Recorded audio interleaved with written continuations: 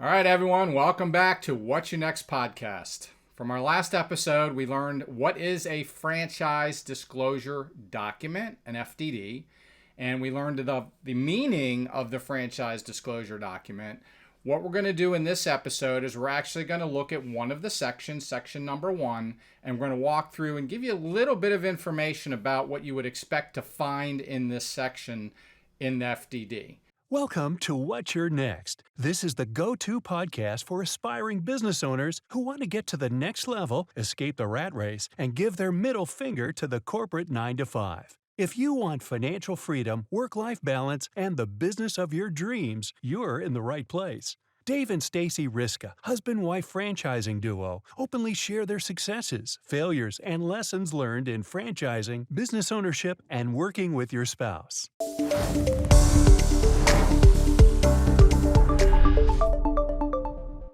So overall, section 1 is the franchisor and any parents, predecessors, and affiliates is how it's worded. That's a very legal terminology. So I'm going to turn this over to Stacy, and she's going to kind of give you some perspective of what you might expect to find in an FDD in section 1. Thanks, Dave. Section 1, I would encourage you to read it at a 30,000 foot level. The idea is that the franchise company is just laying out, in general, how they got started, any companies or organizations that may have formed that organization, and any relationships that it may have with partners or affiliates. So it gives you a high-level view of how that franchise came into existence, which can be very valuable.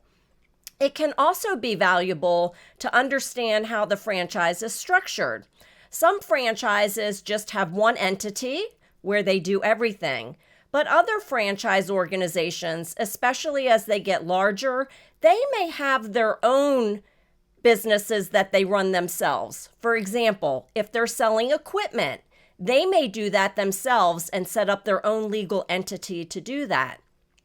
Some franchises do much of the marketing for you in the sense of lead generation and call centers and sometimes billing. Well, sometimes the franchise may set up a separate legal entity. This is to protect themselves so that the sale of the franchise, which is run under one organization, is kept separate from others. So there's not a lot that you need to look at here, but it's just to understand in general how the franchise came into existence and the legal structure of how they're organized. Make sense, Dave? It does. And so this is really more of a 60,000 foot overview of this particular section. So Stacy, if you were looking at this as a prospective franchisee, what concerns might section 1 raise in reviewing it? I mean, if you were reviewing it and you wanted to know what, as a franchisee would concern you, what might be some of those things? If you're really diligent, you may want to go research those organizations, corporate entities that they list in section 1. Make sure they're in good standing.